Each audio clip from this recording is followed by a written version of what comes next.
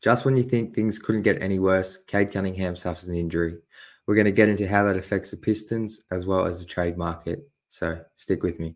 Lane, skies a jam. Dynamite dunk and the crowd loves it.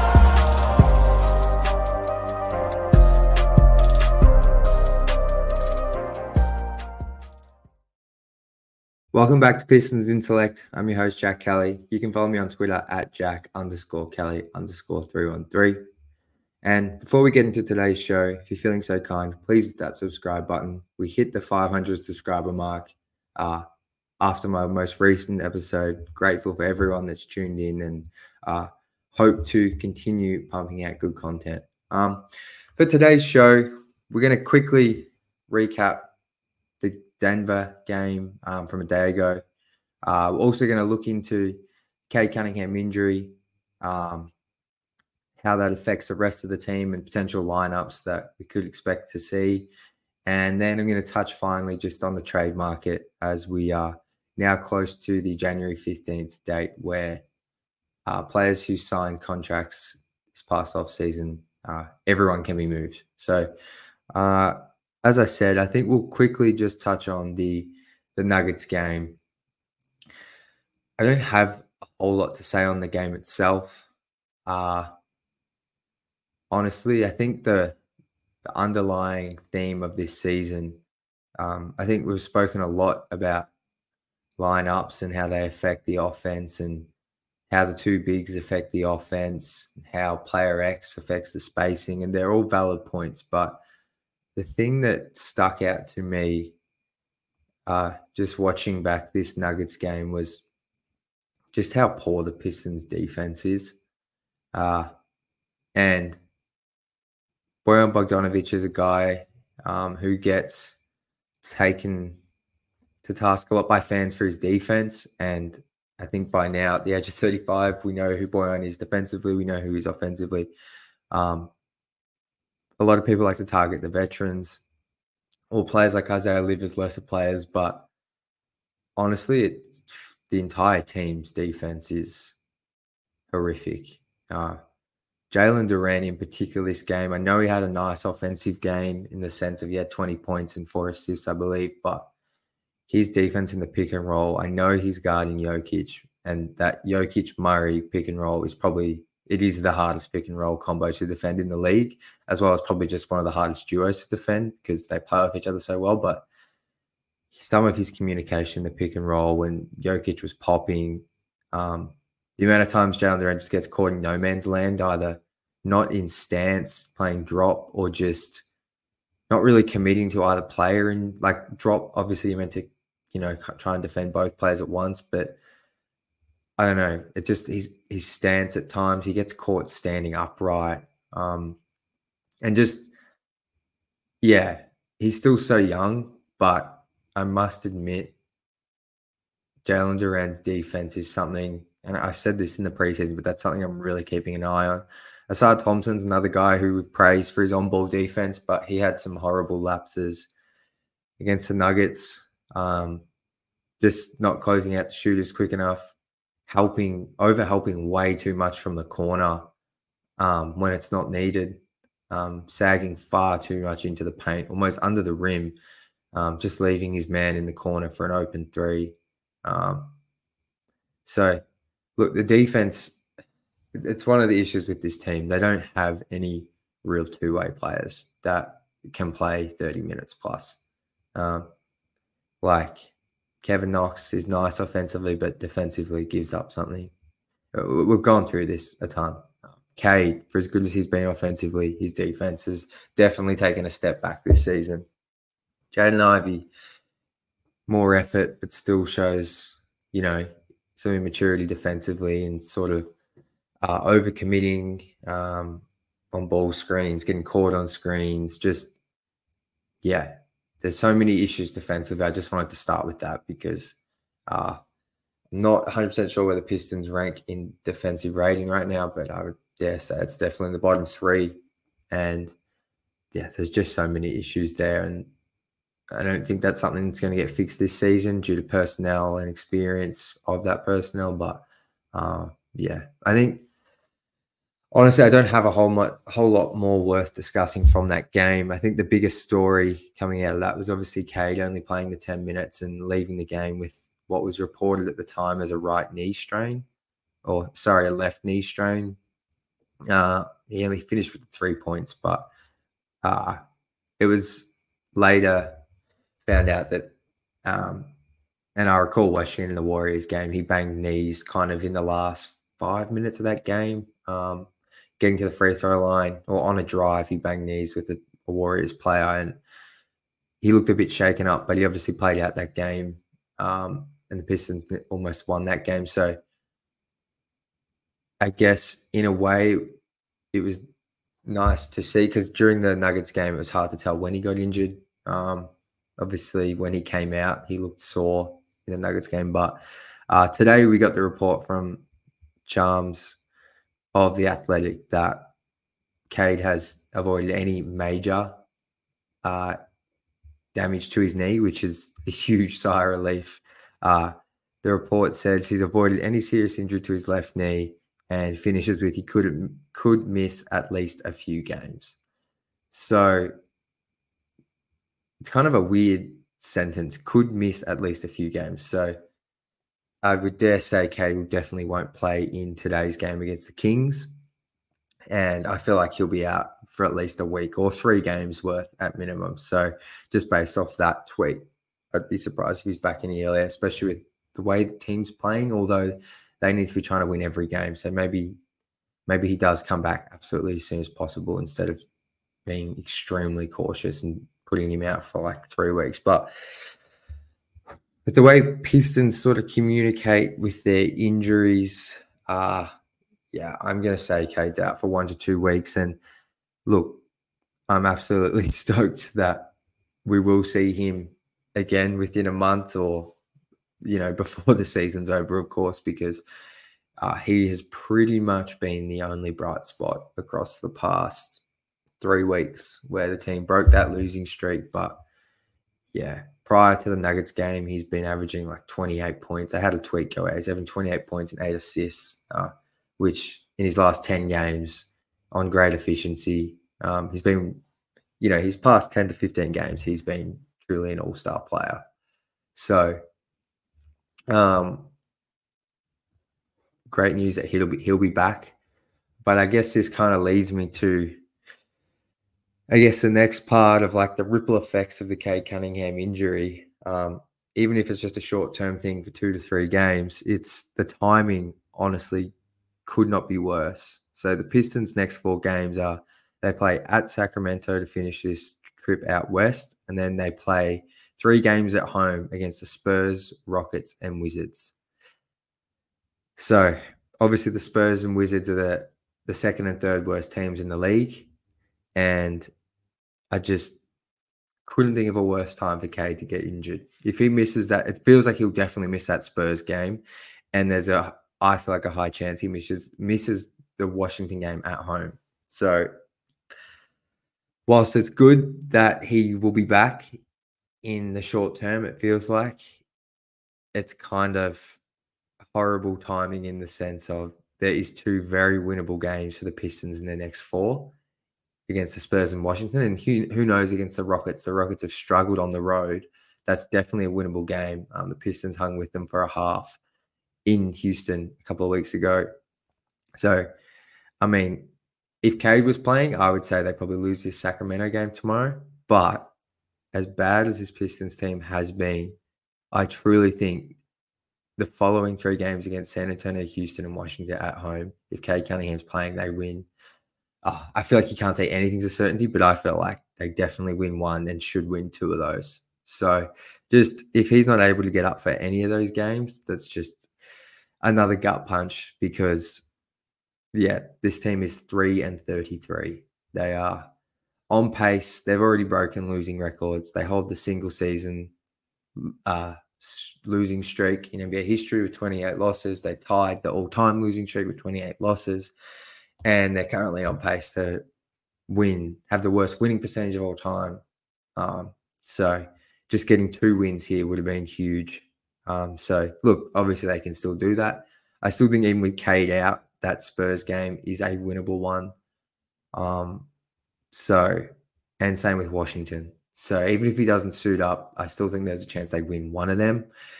But I just feel like if Cade's playing, they definitely win one. I know that sounds crazy, but I feel like they definitely take out one. So I guess the other side of the coin with Cade being injured is the rotations. And that's been a hot topic all year from the preseason, from the jump. And I think with Cade going out, and we saw it in the second half of the Nuggets game, Killian Hayes took over Cade's starting point guard position. But I think it's fair to say Killian's time with the Pistons feels like it's done. I think he's regressed back to the player we know he is, and that is an inconsistent point guard that gives you serviceable defense and serviceable playmaking, but he just doesn't fit. And I understand people who push back and say, well, Killian cops a lot of unfair, I guess, criticism because he is, apart from Cade, probably the only guy you can rely on to set up decent offense. But even still, like, I think where I would push back on that statement is that statement is correct. But I think it's just at this point with Cade out, like, I want to see Ivy getting all these playmaking reps at the point guard position to start, at least. Like, obviously when Killian comes in, have him at the backup and run the show. But I want to see Ivy reps because across these next 3 to 4 games or however long Cade is out, I just want to see what we have in Jaden Ivey. I think the franchise should want to see what they have in Jaden Ivey. But we shall see. Monty Williams hasn't shown much faith in Jaden Ivey at all. I know he's been starting of late, but yeah, we know how the season's gone. If you've been paying attention to the Pistons, Jaden Ivey's been probably the most bizarre storyline apart from the team completely sucking overall. But what I guess the starting lineup I want to see. This is just what I want to see. This is if I was coach, what I would put out. I would start Jaden Ivey at the point guard, Sar Thompson at the 2, Boyan at the 3, Kevin Knox at the 4, Jalen Duren at the 5. I think that obviously your on-ball creation, or not on-ball creation, but just playmaking overall between those 5 isn't amazing. You don't have a clearly defined playmaker. But I think without Cade in the lineup, it's a chance for Asar and Ivy in particular to work on some stuff in the half court, work on their reps. As long as they're not bad reps, I think you can start, I think there's definitely room to start them. And if they look horrible in the first few minutes, then you pull them. But I think this is a real chance, in particular for Jaden Ivey, to get some on-ball reps and Asar Thompson to get some secondary and tertiary sort of on-ball reps. He's been a guy that after an awesome first 10 to 15 games has completely faded out of the lineup. And some of that's due to his complete and utter lack of a jumper, which I understand a reduction in his role with Cade on the floor. I think him playing like 9, 10, 11 minutes is not enough, but I see why he's been taken out of the starting lineup. I can't disagree with that just because of the issues he causes Cade. But I think with Cade out of the lineup, this really gives Asar a chance to come in and, get a bigger role. But I think Ivy's the guy to really focus on with Cade out. And I think you get decent spacing with Boyan and Knox at the 3 and the 4, clearly. And then those two have been shooting the ball really well. Boyan's just a great shooter overall. Even when he has cold nights, he draws attention. And Knox has been playing well of late. And then obviously you start Jalen Duren, especially with Isaiah Stewart out. So that's what I want to see. That's a lineup we haven't seen this season. So I don't have any data on it. But unfortunately, I think what we see, and I want you guys to drop some comments below, the lineup you'd like to see versus what you think we see. And I think probably what we're going to get is just Killian replace Cade, and that gives you a lineup of Killian, Ivy, Boyan, Livers, and Duren, which has played 5 minutes this season and is a minus 30 in those 5 minutes. And that is because your defense is already bad as is.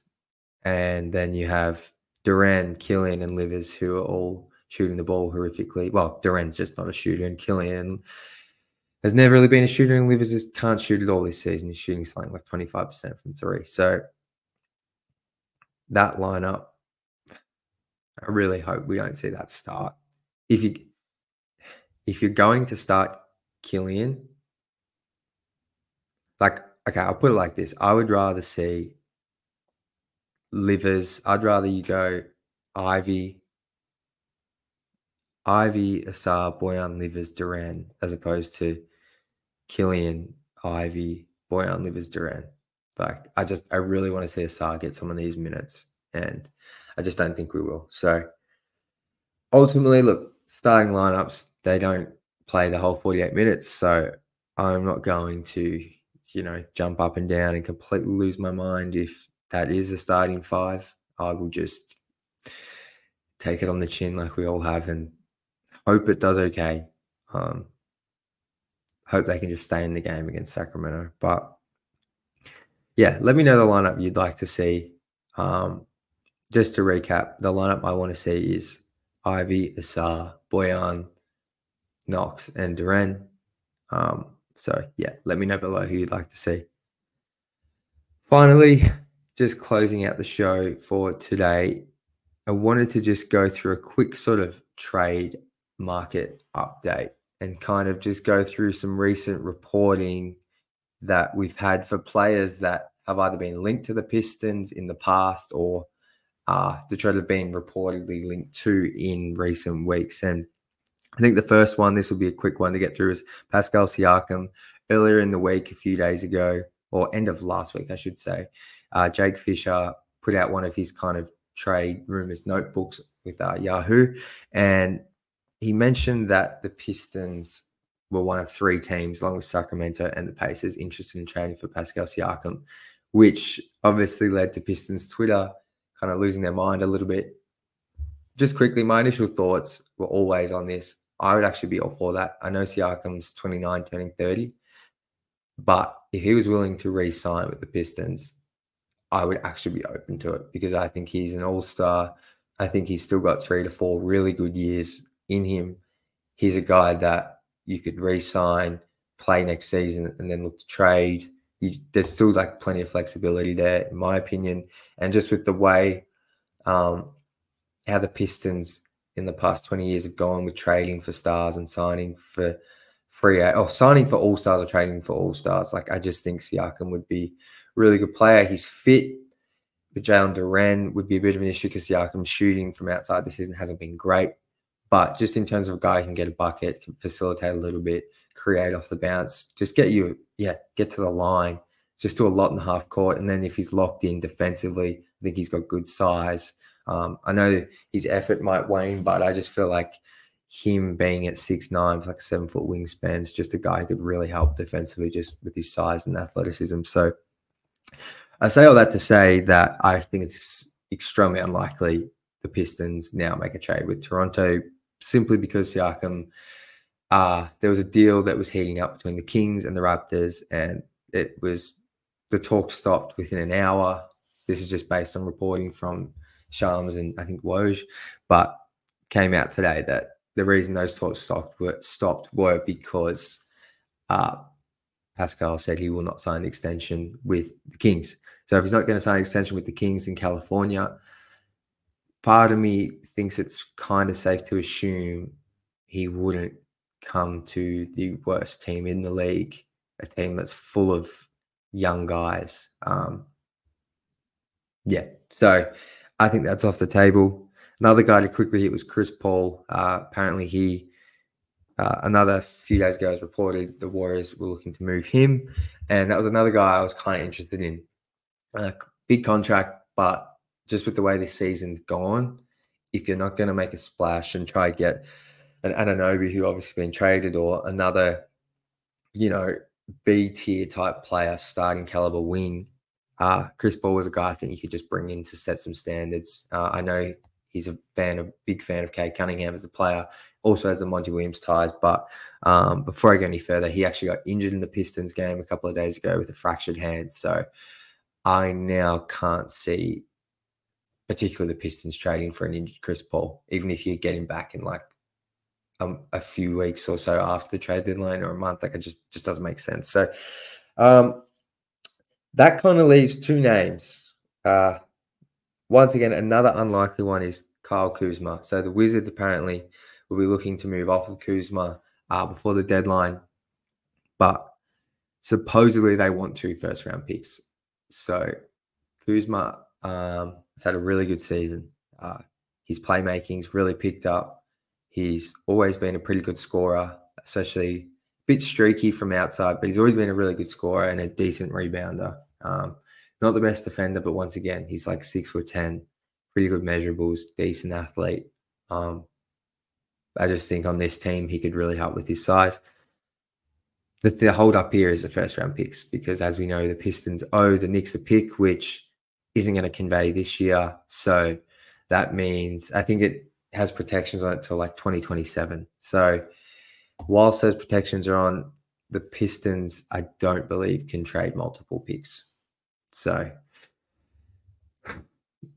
I don't think they'll be able to get Kyle Kuzma without offering up one of their core 4, which I don't think I'm going to get to this, but I'm actually okay with departing with one of Duran, Asar, or Ivy during this season or this offseason if it is for the right guy. Kuzma is not that guy, in my opinion. So barring huge changes in events, I can't really see that one happening, although I've come around a lot on Kuzma, and I was kind of out on him during this offseason, but after watching him and just, to be honest, just seeing how bad the Pistons are and how badly they just need a competent guy who's been in the league for 7 years plus, and how bad they just need scoring, consistent scoring, like he would really help this team. So if there's a way Troy can pull that one off, bring him back to Michigan, that would be really cool.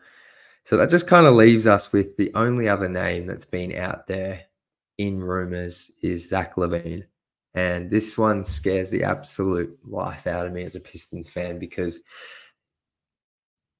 Zach LaVine in a vacuum, when you just look at his skill set, I would say is a great to elite scorer in terms of shot creation, outside shooting, getting to the rim, making plays in transition. Just there's really not much he can't do as a scorer. Just, compared to the entire NBA landscape. You can shoot in the mid-range, go every move in the book in terms of step backs, pull-ups, fadeaways. Like he can do it all. And on offense, that sounds like the perfect guy to put next to Cade. The thing that scares me with him is the injury history. He's had multiple knee surgeries. He's once again been out with injury. I think he returned a couple of days ago for the Bulls, but he's been out with injury for multiple weeks. And he still has 4 years, $180 million left on his contract. So he's a 2-time All-Star. He's turning 30 years old with a bit of an injury history.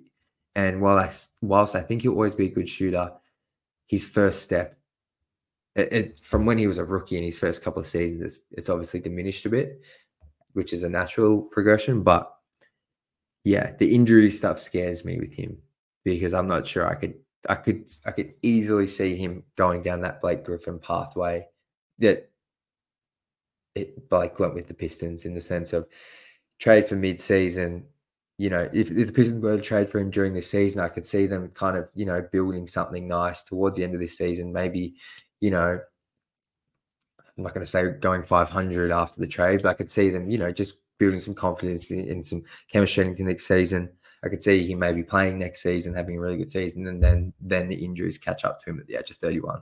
That's what scares me. Then you've got 2 years, 80 million, 3 years, 120 million of like dead type money on your books once again. And that's what scares me with Zach LaVine.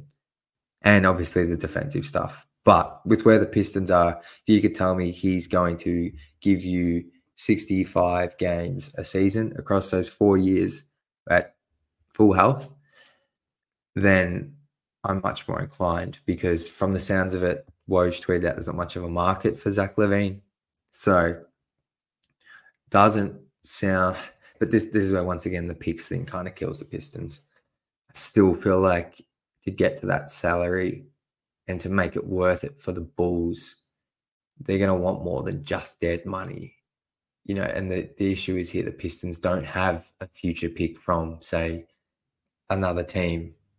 They don't have like that. They don't have that 2028 future pick swap or pick from Team X that they could throw in there just to sweeten that deal that little bit. So that's where I'm just, I guess that's just my thoughts on it. As always, if the deal makes sense, I would, it gets to me. The injury stuff scares me with Zach. I actually really like him as a player, just purely as a basketball enthusiast. I love watching Zach LaVine play. I'm sure he comes with his frustrations, like on the defensive end, and can be a bit like narrow-minded in offense, but just purely aesthetically and just kind of looking at the numbers, like he's a terrific offensive player. So I think where I want to leave the show is just with a few names here that I would keep an eye on, just based on how these guys' teams are going and what role they're playing on those teams. I feel like there could be a move here that I could see easily Detroit capitalizing on. And that's DeAndre Hunter from the Hawks, long being tied to the Pistons, well, at least in the past couple of seasons. That's not a new name to Pistons fans, but the Hawks are struggling majorly. They need to shake it up. DeJounte Murray has been a guy mentioned a lot. I don't think that makes sense for the Pistons, but he's a guy who's been mentioned heaps. But I also could see them moving DeAndre Hunter, especially with the way Jalen Johnson's starting to ascend. You get off, like if you're the Hawks, you get off Hunter's contract, which I believe is around $25 million a year. That 3 years left, 4 years left maybe. And then the Pistons get that big wing, that 4 who can kind of stretch the floor, solid defender, big body. The other guy's Keldon Johnson, similar body type, bit smaller than DeAndre Hunter, but he's been relegated to the bench for the Spurs. He's got 4 years, around $75 million left on like a contract that descends. So he's on $20 million this season. Then it goes down to like 18.5, 17.5, 17 in the last season. So pretty good value there for a guy who defensively has had some questions. Look, admittedly, I haven't watched every Spurs game, but just the general consensus is defense isn't the best. But he's a big body. He's a really solid scorer. I think he's a 20-point per game guy. Even though it's been on some bad Spurs teams, like he's a guy who can get buckets. The shot comes and goes, but like I said, this Pistons team just needs wings that can score, and I think Keldon Johnson would be a nice fit. And then the last guy, definitely not a new name to Pistons fans, that's Jeremy Grant. Now, he signed a huge contract this offseason. I believe it was like 4 years, $180 million, something along those lines. Could be more. Correct me if I'm wrong, but the Blazers clearly rebuilding. I can't imagine they want Jeremy Grant for 4 years. I believe he's 30 years old. Obviously, there's the tie to Troy, which is why Troy initially brought him in. They have ties back from the DMV, I believe, in Washington. So I think that's unlikely, but you just never know. He kind of fits what the Pistons need. Probably of those 3 guys I just mentioned, he's probably the guy I'm least interested in, mainly because of age and the contract. I think he's the best player of those 3.